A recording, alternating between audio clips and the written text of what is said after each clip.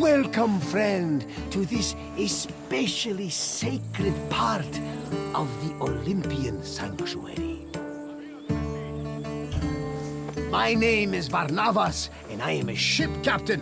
Don't be fooled by my scarred eye. Though I've seen my share of combat, I mostly stick to trading these days. Well, trading and introducing visitors like you to wonderful sights like this. This place is practically vibrating with divine energy. I feel like if I look over my shoulder right now, Zeus will be staring back at me.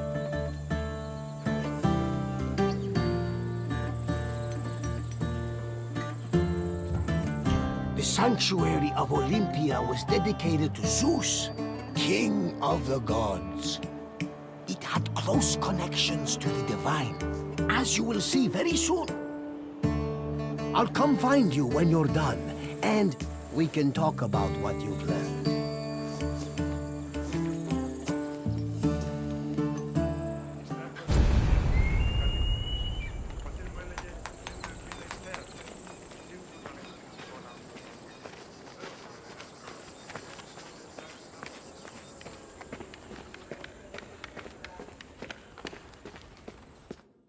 This workshop was built for the renowned sculptor Phidias after his work on the Acropolis of Athens. In 435 BCE, Phidias came to Olympia to begin working on the great chryselephantine statue of Zeus. He died 5 years later, shortly after completing his masterpiece. This grand statue would become one of the 7 wonders of the ancient world. Phidias's workshop was located right next to the Temple of Zeus. Its structure has been well preserved, mostly owing to its conversion to a church in the 5th century CE.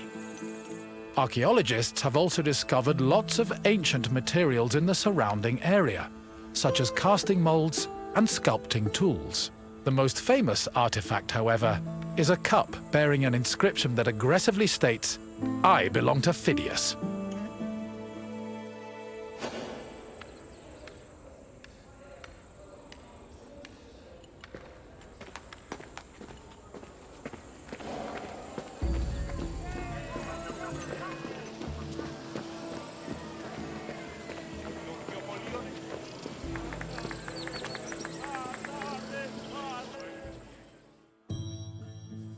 On the 5th and final day of the Olympic Games, victors attended a ceremony where they were crowned with olive wreaths and showered in flowers. The crowns came from the sacred olive tree of Zeus, which was planted near the god's temple. A young boy trimmed the branches with a golden sickle before giving them to the Hellanodikai to turn into wreaths. After the crowning ceremony, it was time for great feasting and celebration.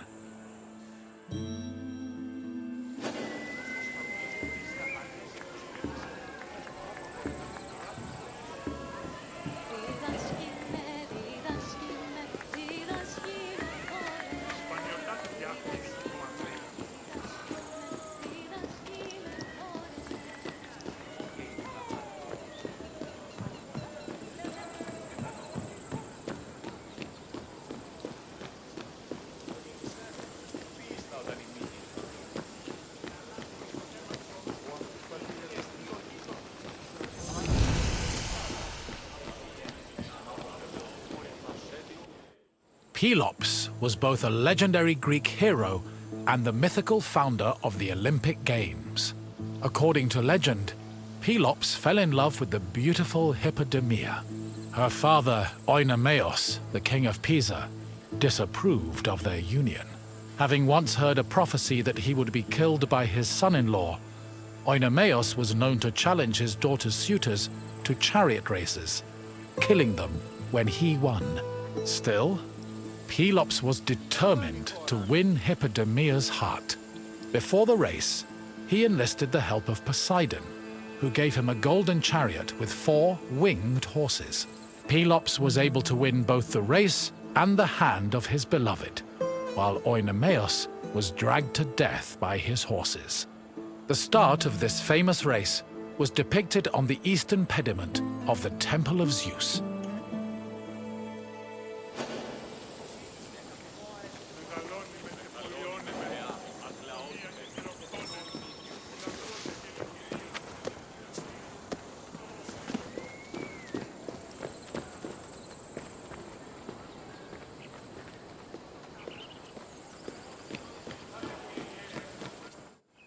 The Heraion was a temple dedicated to Hera.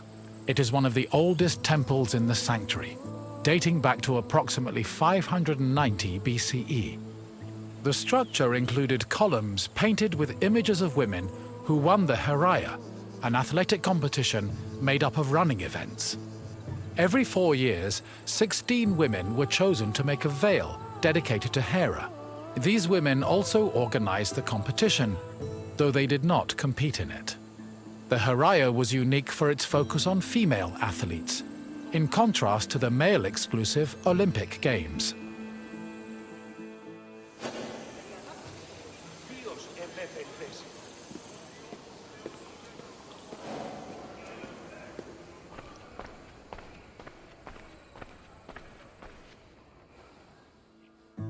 Hera was the goddess of women, marriage, family, and childbirth. She ruled Mount Olympus as Queen of the Gods, along with her husband and brother Zeus. Many mythological stories paint her as being annoyed at Zeus's many lovers and illegitimate offspring. In Greek art, Hera is usually depicted as matronly and regal, often wearing a crown or sitting on a throne. She is also sometimes seen holding a pomegranate, a symbol of both fertility and death. Hera's cult was very popular across Greece, and Olympia even minted her image on its coinage.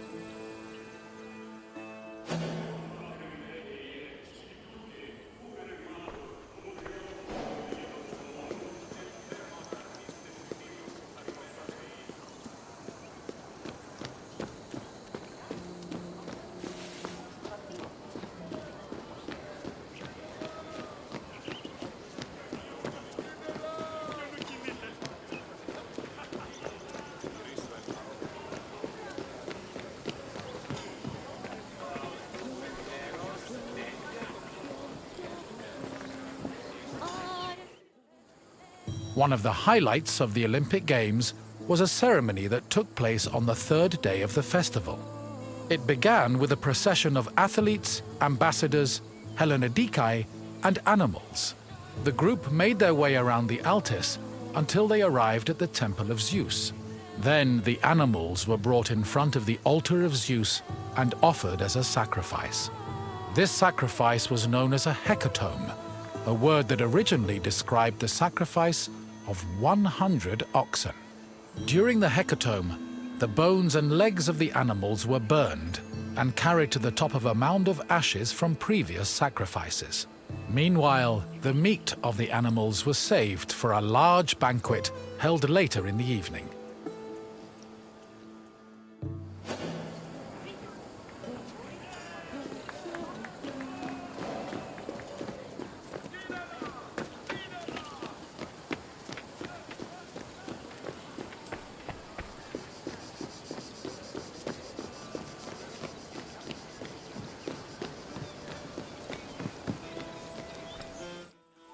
The Olympic Games were dedicated to Zeus, and all the ceremonies and events were hosted in his honor. It is no surprise that the largest temple in the sanctuary was the Temple of Zeus. While most temples were restricted to priests, the Temple of Zeus welcomed all who visited Olympia. This openness was most likely meant to show off the gold and ivory statue of Zeus that stood within the temple's walls. The building also featured art depicting both versions of the Olympic festival's founding myth. The eastern pediment showed a scene from the legendary race between Pelops and Oinomaos. The temple's metapiece, meanwhile, showed the 12 labors of Heracles, the other mythical founder of the games.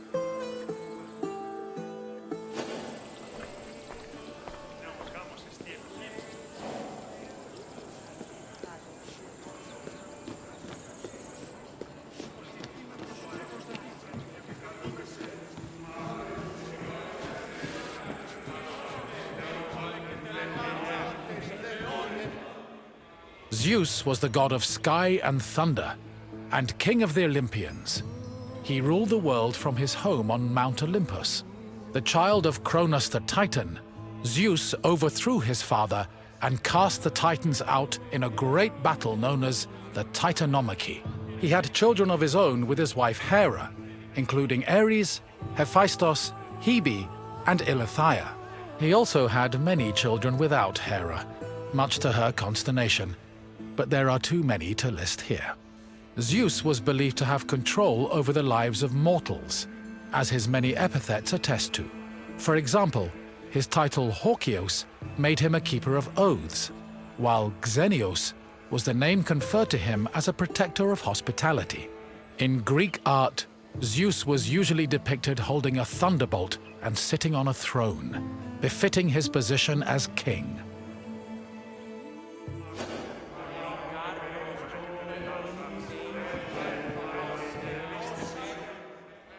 The Temple of Zeus was home to the chryselephantine statue of Zeus, one of the 7 wonders of the ancient world. The statue, made of gold, ivory, and wood, was sculpted by the renowned artist Phidias. At 13 meters tall, it was as impressive looking as it was difficult to maintain.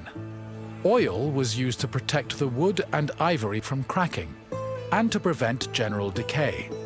While the statue does not exist today, it was thankfully described by Pausanias in great detail, so its legacy lives on.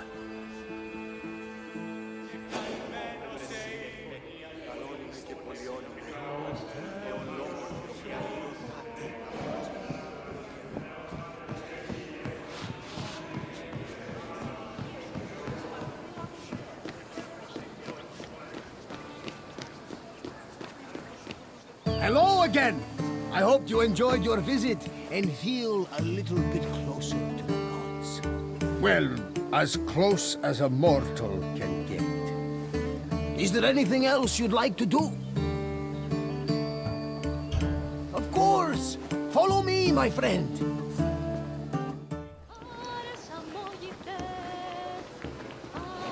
Hail, friend, and welcome to Olympia! Home of the Olympic Games. I've often dreamed of competing in the Games. If my sight was better, my legs and arms were stronger, and my coin purse was fatter. But that is not what the gods want, so I continue making the best of the path they've laid out for me. We're standing in the main section of Olympia, where the Olympic Games themselves took place. Over the course of the festival, athletes competed against each other for prestige and glory to honor themselves and their cities. Enjoy your visit, friend. I'll check in when you're done to make sure you've been paying attention.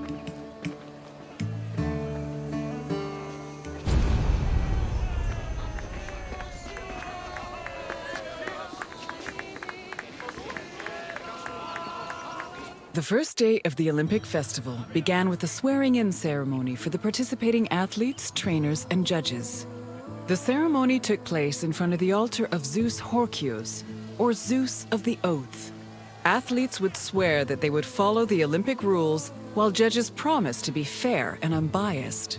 Then the competitions began, starting with a contest between heralds and trumpeters over who would have the privilege of announcing the games. The first day's athletic competitions consisted of wrestling, running, and boxing events for the youngest athletes, aged 12 to 18.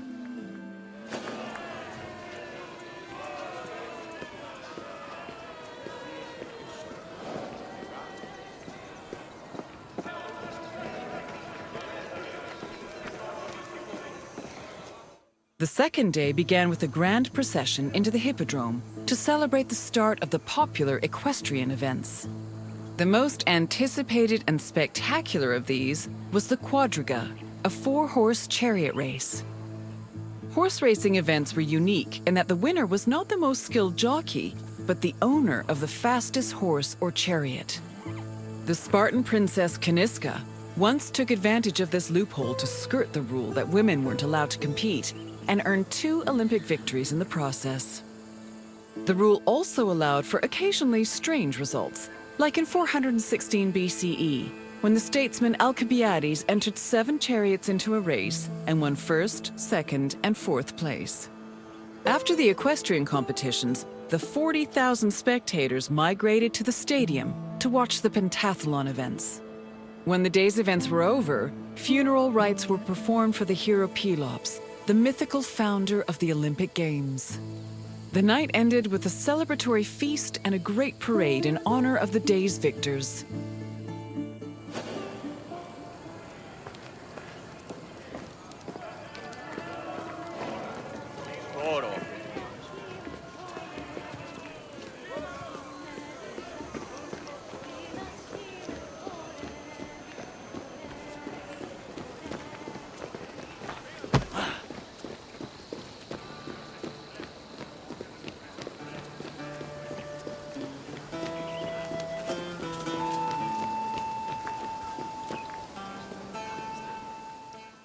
Victory at the Olympic Games was one of the highest honors a mortal could achieve, and there were several ways to immortalize that honor. Some athletes had statues erected of themselves, while others commissioned poets to write them victory odes. Oral tradition was very important to the Greeks. These odes, called eponychia, were often composed by the finest poets in the land, such as Pindar, Simonides, and Bacchylides. They were usually played at banquets and celebrations attended by the triumphant athlete or upon his departure from Olympia.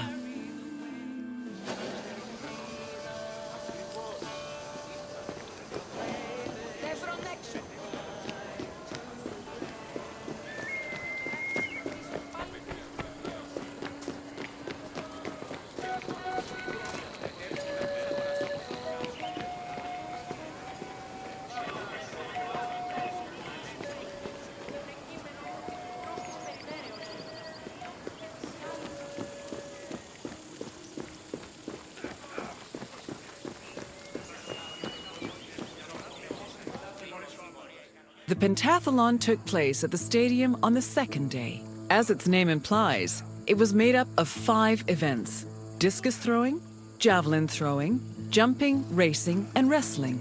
There are several differences between the ancient version of events and their contemporary counterparts. For example, ancient long jumpers held weights in their hands to give them momentum to launch, since there was no run-up before the jump. Similarly, if an athlete won the first 3 events, they were immediately declared the winner, instead of being judged by their overall performance in all 5 events. Running events work the same as they do today, with the notable exception of all the athletes being nude. As for wrestling, competitors were not divided by weight class as they are today, but instead by age. The winner was the first to throw his opponent to the ground 3 times.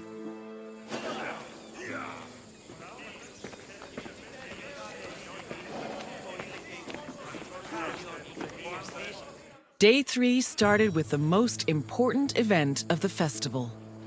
A procession of Hellanodikai, ambassadors, competitors, and animals made their way to the great altar in front of the Temple of Zeus. The animals were then offered as the official sacrifice of the festival. The afternoon of Day 3 was dedicated to foot racing events. Running was the oldest event of the Games, and in fact was the only event at the first Olympics. The main race was called the Stadion, which was a sprint of around 180 meters.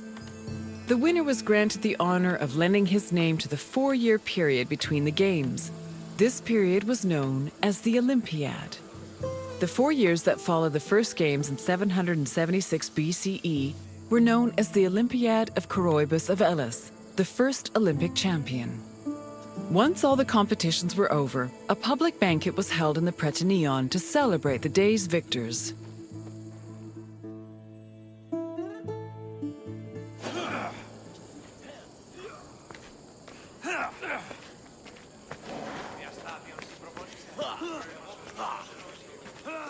Day 4 was mainly for combat events. Wrestling matches were held in the morning, followed by boxing and pankration. Pancration was a no-holds-barred mix between wrestling and boxing. Almost all moves were permitted, except for biting, poking the eyes or mouth, and striking the genitals. The event was very popular, and it was seen as the ultimate expression of strength and technique. Later on in the afternoon, there was a unique racing event called the Hoplitodromos, or Race in Armor. In this event, competitors wore a helmet and held a shield to simulate running in the battlefield.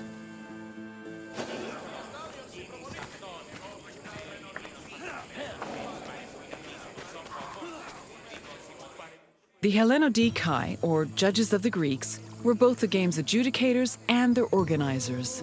They hailed from Elis, the city in charge of the sanctuary of Olympia, and new judges were elected each Olympiad. They had several responsibilities. Before the game started, they decided which athletes would be allowed to compete and supervise their training. They also drew lots to make the competition brackets. During the games themselves, they picked the winners and kept an eye out for foul play. For the latter, they were assisted by stick and whip-wielding umpires who stood near the athletes and punished them if they were caught cheating.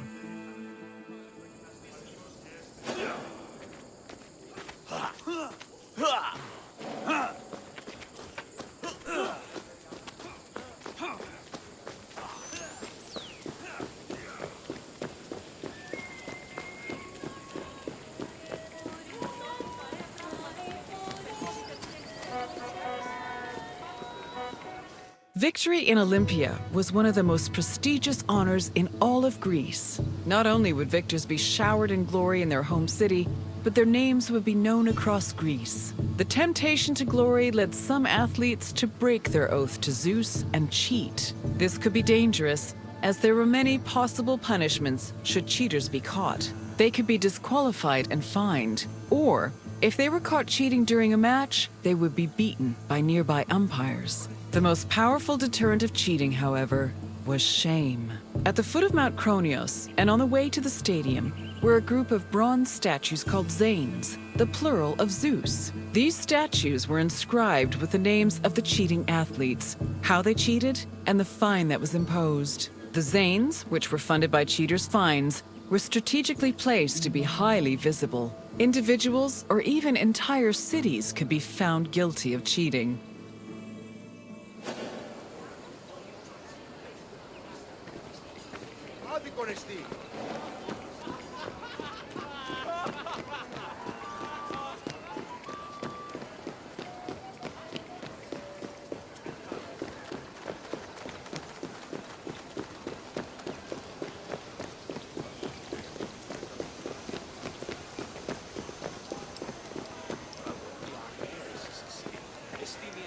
The Prytaneion was the administrative center of the cult of Olympia and the Olympic Games. The building housed the sanctuary's priests, as well as the game's officials. It was also used to stage the grand banquet held on the evening of the third day to honor victors. It also had a sacred function. Its central chamber was the location of the Fire of Hestia, a sacred flame that burned day and night. This fire was used to light the other altars around the sanctuary. This practice may have partially inspired the modern tradition of carrying the Olympic torch.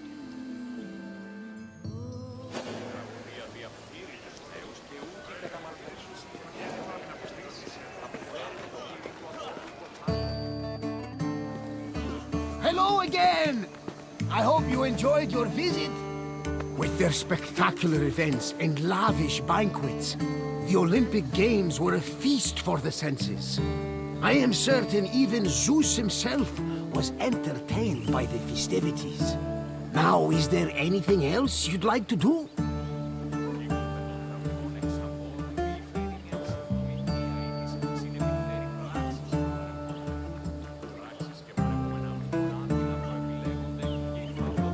Very well. Safe travels, my friend.